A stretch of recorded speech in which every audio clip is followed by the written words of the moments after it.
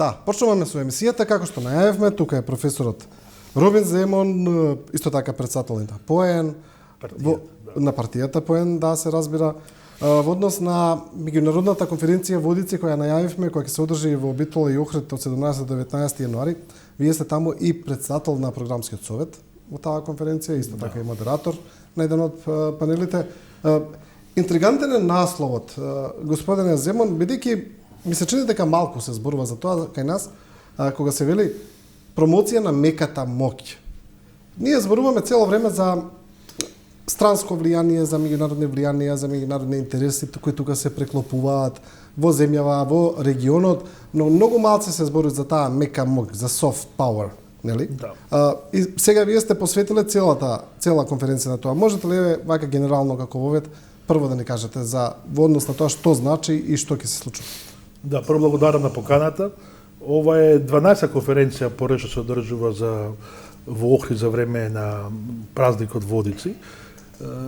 И секоја година имаме која да кажеме тема која се посветува за таа година што може била актуелна. Имавме за ковидот, за кризите и така за миграциите сме имале 2-3 конференции која беше. Така што оценивме дека можеби е добро во овој период со оглед на тоа дека не се случува, тоа не се случува во Украина, гледаме што се случува и во Израел, односно во Газа, во Палестина. А тоа не е само последица, да кажеме, на моменталниот војен судир, меѓутоа се тоа нели имаше и одредени и да кажеме историски контекст, предигри, да кажеме дека натаму, односно како моќта се пренесува во другите култури и народи натаму. Така што постојат повеќе начини, нели како да одредена сила, држава, нација или како да наречеме или логистичка група ги исполнува нивните интереси. И ова сега што ние гледаме е на hard power, кога споруваме за Украина и за ова што е во Израел, Палестина. Значи директна војна интервенција, се разбира, да. Да, тешка сила, да кажеме. Да. Меѓутоа во главном постои така наречена мека моќ, мека сила која што нели со години, со векови се користела и порано во историјата и сега, меѓутоа не било така дефинирана. Нели професор Џозеф Најл 1980 година теоретски ја постои таа теза за soft power, иако некој се уште не име доволно и познато, па некој не ги дека постои soft power. Меѓутоа гледаме се повеќе на сцената, на светската сцена тоа не се случува. Почнувајќи од медиумските, да кажеме, програми, филмови, Холивуд, да кажеме, дека натамо, па и самиот Маршалов план, нели сега кога се сеќавате после Втората светска војна, на некој начин е soft power, бидејќи голем број на инвестиции се инвестира во Европа да се тоа развие и се повеќе американската култура во Европа тогаш е поприсутна, нели, да кажеме, нормално не со војна интервенција, него нели со таа да кажеме soft power, со меката моќ. А во последно време гледаме и преку спортот многу се промовира soft power. Гледавме последните случува пример во арапскиот полуостров, колку тие воопшто вложуваат во самиот спорт, па и самото светско првенство што имавме пред година дена и со тоа покажува да пример која си афирмација на да кажеме на нината да кажеме арапска култура, иако до пред да кажеме 10-5 години сосема други стереотипи и се уште има тие стереотипи према арапскиот свет и спортот и влијанието, меѓутоа се гледаме тоа што многу вложува во спортот, баш вчера имаше повторно некој суперкуп, така ли имаше во фудбал, колку тоа го прават брилјантно, пак че колку тоа го направија во Катар изврсно, нели, со светското првенство, па и пред имавме ракометно светско првенство дека натаму. Гледаме дека не само тоа, туку и се почна таму се одржуваат огромни мега концерти на светски музички звезди.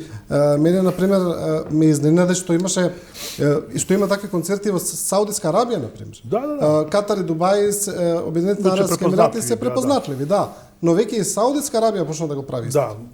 Веројатно увидува дека преку тоа може да влијае на некој начин на промоција на нивната култура, на промоција на нивните вредности, меѓутоа и да влијаат на глобалните трендови, бидејќи гледаме се повеќе че светот е мултиполарен, веќе не е како што беше биполарен на време на студената војна, па едно време бевме монополарен, А сега се повеќе гледаме дека е и да кажеме мултиполарен и секој во тој да кажеме глобален пазар си го бара своето место да си го да е промовира нината да кажеме култура, политики, а преку тоа и да ги зачитуваат или да ги промовираат нивните интереси кои што се можеби економски и политички. Така да тоа нешто ние како регион Балканот и ние како земја Македонија многу малку на тоа сме посветили внимание и теоретски, меѓутоа и во пракса, а ние на некој начин Балканот сме да кажеме таргет, цел на тој и на soft power и на да кажеме и да наречеме постои и остра моќ, односно sharp power. Поготово Македонија беше и може реферате за тоа дека Македонија беше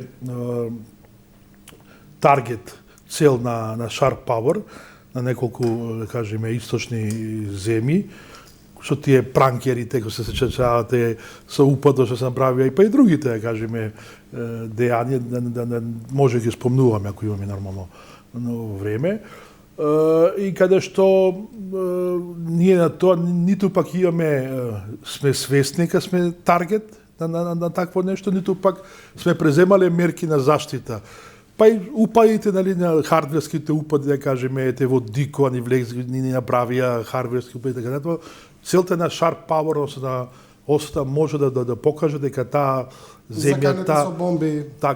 Токму така, таа земја не е способна нели да се самоодржува и треба да се намали да кажеме само довербата во институциите, во способноста на нацијата дека може нешто да придонесе дека натаму. Добро, но еве како што и вие самиот велите, ние најчесто не сме ли свесни кога сме цел на такви влијанија? Да, не сме свесни. Ни на директни влијанија, ни на некакви индиректни, посредни влијанија и така натаму. Например, еве, дали многу се зборува во последно време дека турските серии, например, се пример за промоција на таа мека моќ, за ширење на турската култура и така натаму. А за разлика од нив порано беа шпанските серии, исто така. Да, меѓутоа турските ги заменија шпанските серија не баш така успеа да кажеме, иако Турција има големи интереси на Балканот, поготово со таа длабица стратегија на Даутоглу, ако нели луѓето што кога го читаат, го следат, нели, и тој така наречено од другите наречено неотоманизам, нели, кој што има како стратегија можеби постои во Турција. Тоа го нарекуваат панотоманизам, нели? Како да, така, на некој начин. И повеќе, нели. Иако Даутоглу никој што не го кажал така. Да, иако турците не сакаат тоа така да се интерпретира, така, да. Па можеби и не, тоа повеќе стереотипно, некој страф можеби на другите, иако не е баш дека ниту пан, ниту не отоманизам, ако се гледа, што сосема други се, и кога се види кој стои позади поддршка на таа стратегија длабинска на Даутоглу, дека за тоа и Соединетите американски држави стоја во сите тие инвестиции што се вложува, можеби не е баш најсоветен термин да се тие термини користат. Меѓутоа, да кажеме таа културна експанзија што има Турција во последно време, па и економска експанзија, нормално дека имаме така да речена стратегија, односно не стратегија, него примеси на soft power, каде нели го чувствуваме и ние. И не само Турција, ние ако се сеќавате примери и на soft и на sharp power имаме и од руската, да кажеме, федерација.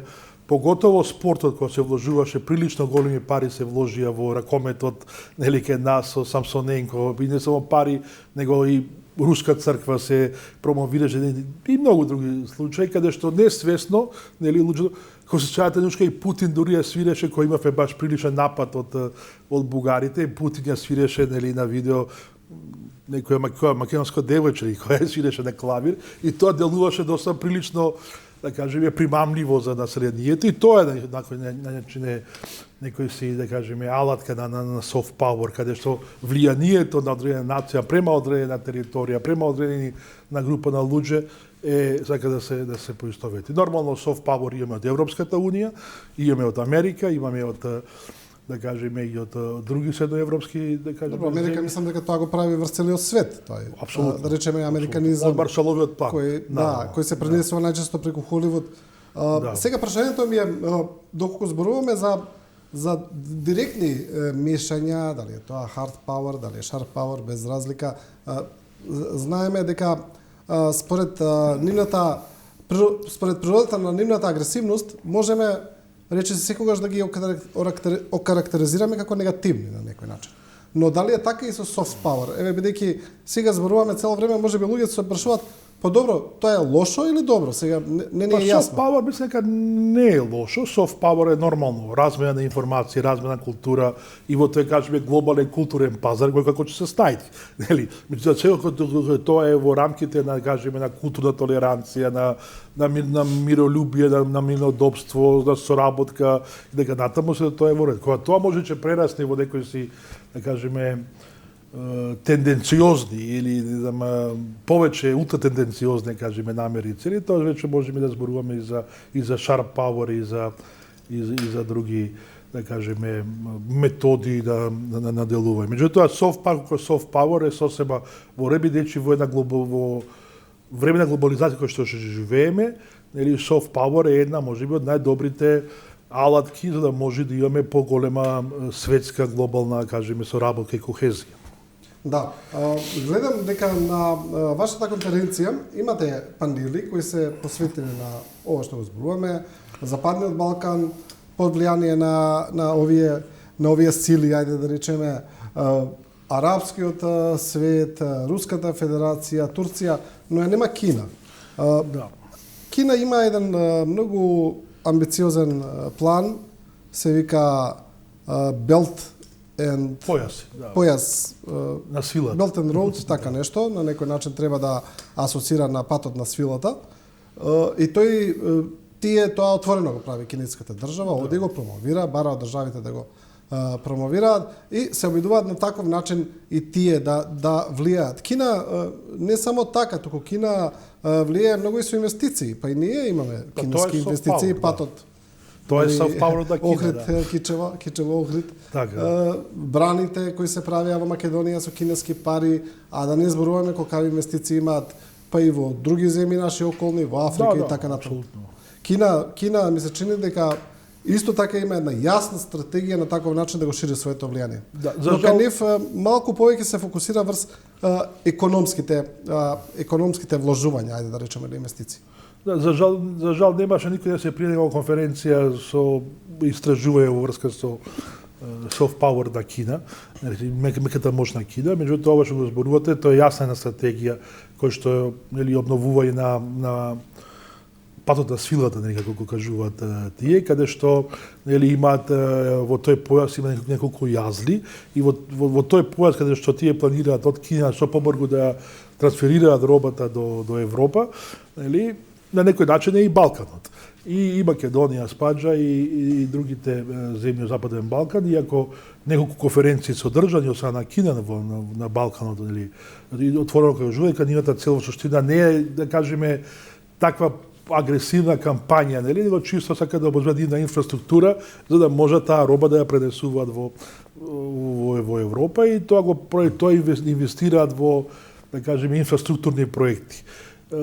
Така што на некој начин и тоа е soft power, инвестициите е soft power, иако имаме ние во Македонија еден центар Конфуција, нели, што имаме на факултетот за филозофија, нели, филозофски факултет, каде што на некој начин се дава и да луѓето да може да го изучуваат кинескиот јазик, култура и така натаму, па дури има неколку стипендии, гледаме како да од Балканот луѓе во Кина за да може да го учат кинески јазик. Што на некој начин пак ќе кажам во некои дозволени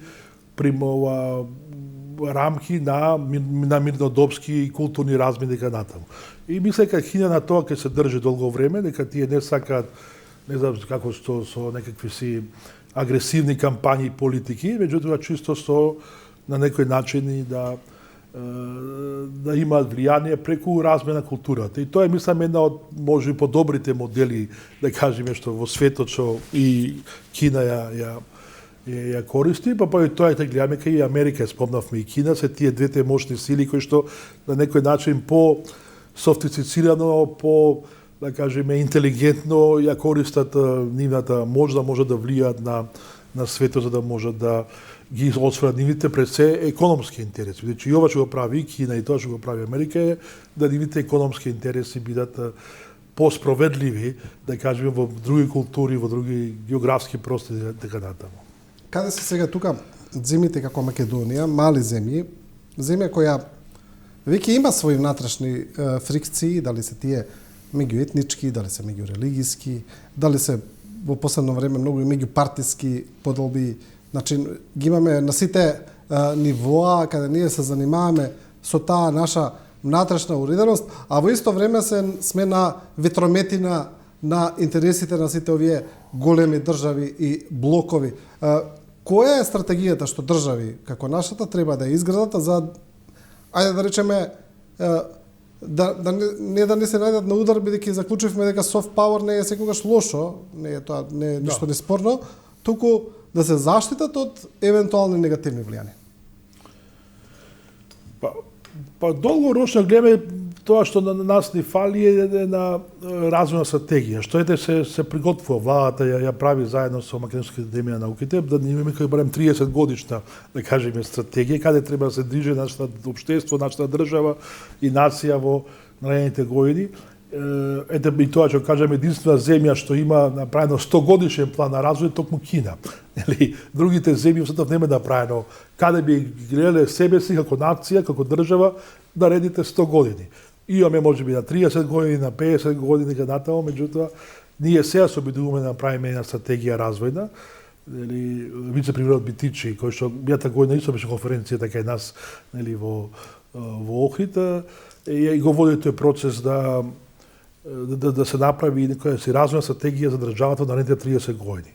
На основа на таа развојна стратегија ние после треба да се поставиме и према, да кажеме, кој ќе ги зајме нашите цели кои се нашите средства и мерки што ќе ги потребуваме, на кој начин ние ќе го искористиме сето тоа што ни се нуди во пазарот на, да кажеме, на меката моќ. Така што, ако е нешто тоа и во интерес и на нашата развојна стратегија, треба да ја прифатиме тоа што може би ни се нуди во другите земји, а тоа што не е во наш интерес национален, нормално треба да се заштитиме, иако тешко се заштитуваме, малите нации се секогаш под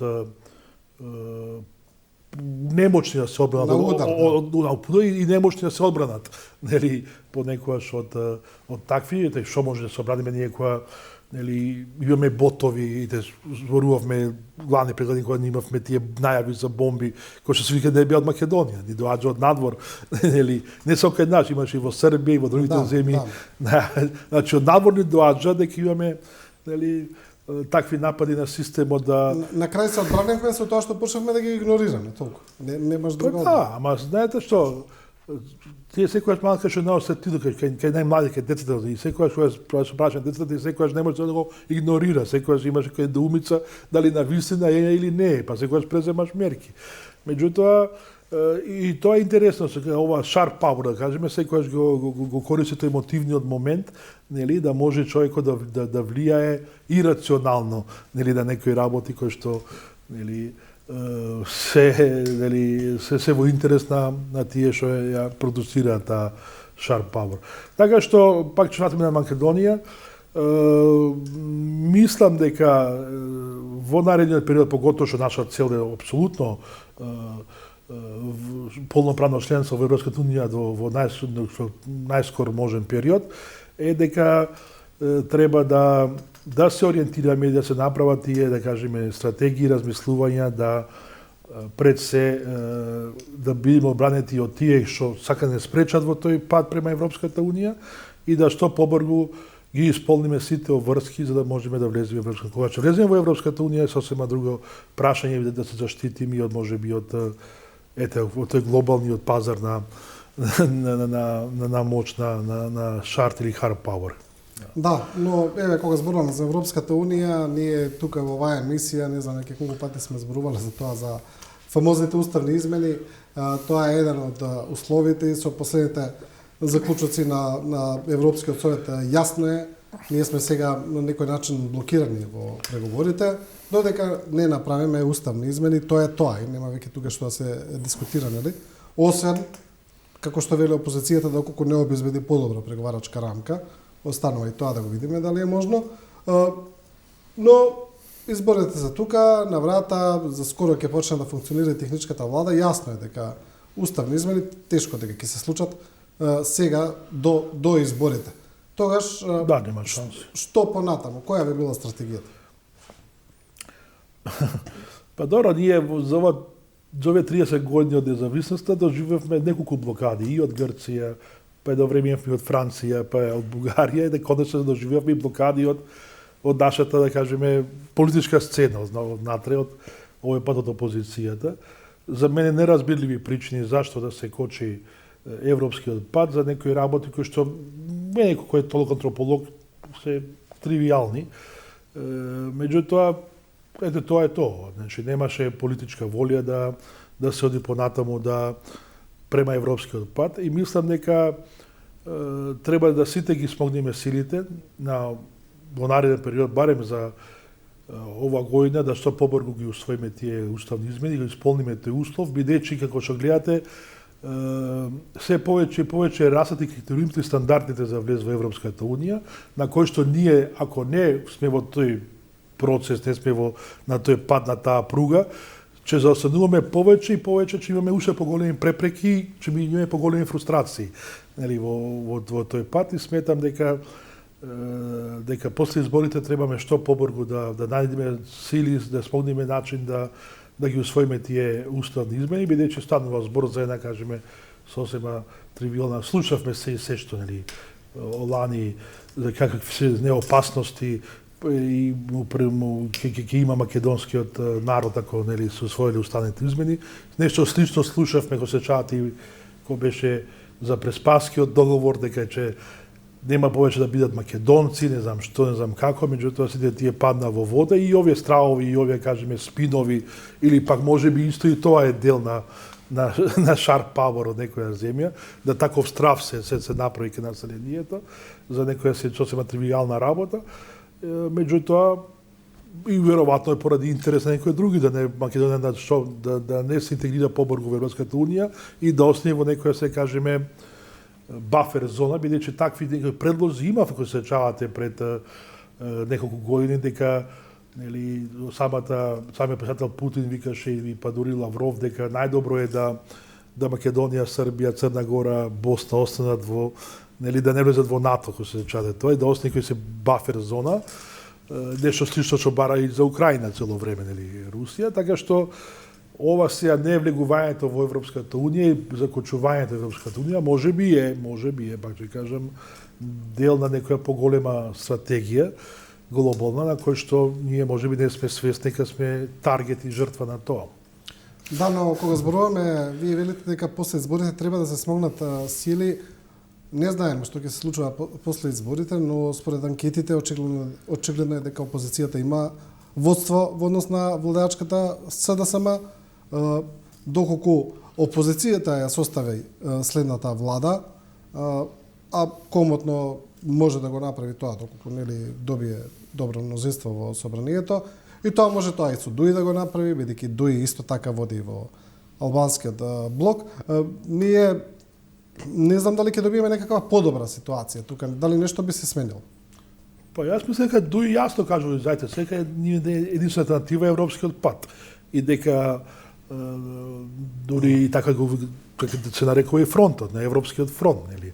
Така што мислам дека ако Дуи влегува во евентуално ако биде така како што кажувате, иако јас не верувам тоа што ние научивме од минатите периоди, дека на овие анкети секогаш не треба да се верува и бидејќи секогаш многу пати се промашувале што зборуваат анкетите, најдобра анкета ќе биде денот на гласање, резултатите што се покажат еден ден после гласањето. Така што мислам дека барем тоа што целиот албански блок на партии било кој се јасно дека се за европскиот пат и мислам дека тешко ќе се направи влада ако ВМРО при тоа не се согласи, ако е ВМРО нормално таа што ќе прави мандат, ќе добие мандат да прави влада, ако, пак ќе кажам, биде така, мислам дека тешко ќе се најде и партнер да направи влада, ако при тоа не земе обврска дека ќе ги изгласат уставните измени. Барем тоа е кај моје размислување, бидејќи тоа е на крајот на краиштата нешто што гледате и сами што се случи и со Албанија. Значи се најде некој начин да повторно Албанија и Македонија бидат во пакет, нели, во преговорите, иако се кажуваше дека Албанија ќе биде, нели, ќе продолжи со преговарачкиот процес, меѓутоа се најде начин, а едно време се сеќавате пред 2-3 години ние Албанија ја чекавме нели за некои работи. Така што стратегијата мислам на Европската унија и на западна цивилизација треба да влезе во пакет Македонија и Албанија.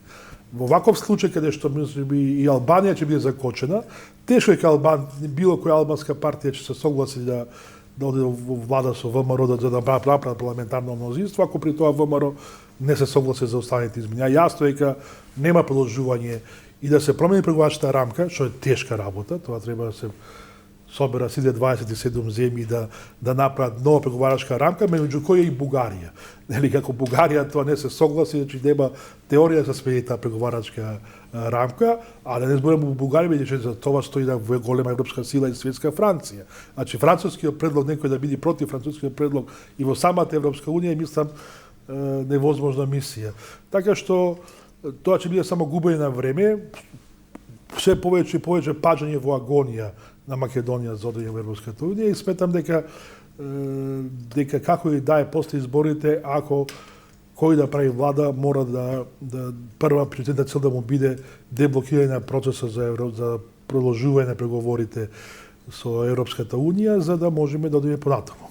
Да, вие ги спомнавте дуи нивната проевропска агенда, но факт е дека дуи е вмешана и има многу скандали, таков е последниот случај со МНАФ, например, а средбата на холандскиот амбасадор со лидерот на дуи Али Ахмети донесе многу остри пораки, еве јас ќе потсетам на нив.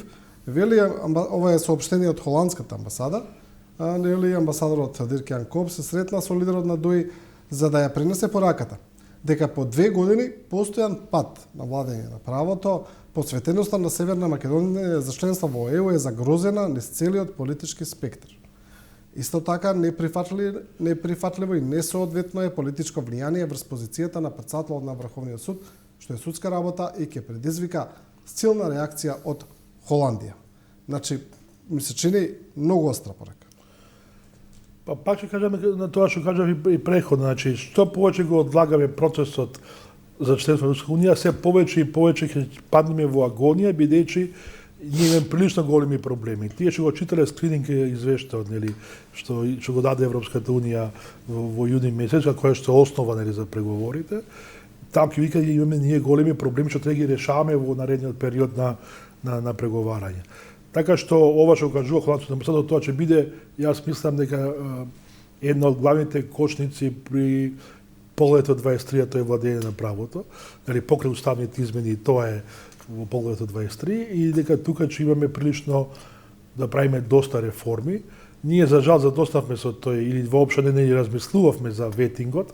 Сега гледам повторно во агенда се врача нешто да размислуваме за тој ветинг.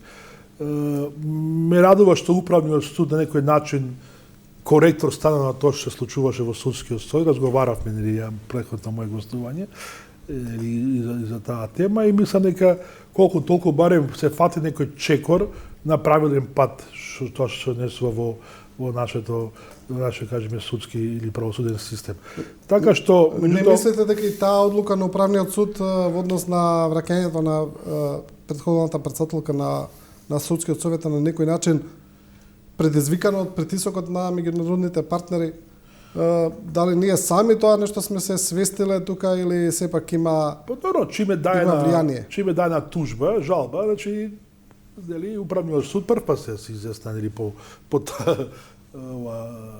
таа тужба нели што се поднесе, иако можеби требаше да ги реагира можеби уставниот суд ако беше дај на преставка, не знам дали во уставниот суд беше дај на преставка за овој случај, меѓутоа бидејќи не работа дали се враќа преходно, него дали беше почитувана процедурата нели за промена на претседател на судскиот совет, така што управниот суд апсолутно е во право дека тие осудија би се чини постапката за промена и го вратија преход, ги поништи одлуките во суштина за промена на претседател на судскиот совет и мисля дека така треба да се работи и во иднина. Значи секогаш треба да веруваме во правата држава, да ги искористиме механизмите што ги дава.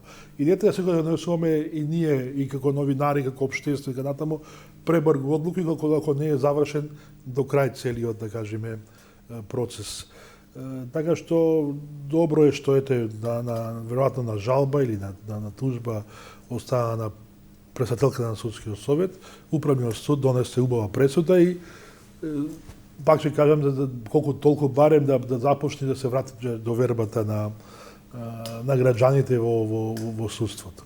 А ова нормално дека холандскиот амбасадор неговата загриженост е нормална, бидејќи мисля дека Холандија е земја која што најпоче и вложила со проекти, со финансирање на судските, на реформите пред се во судството.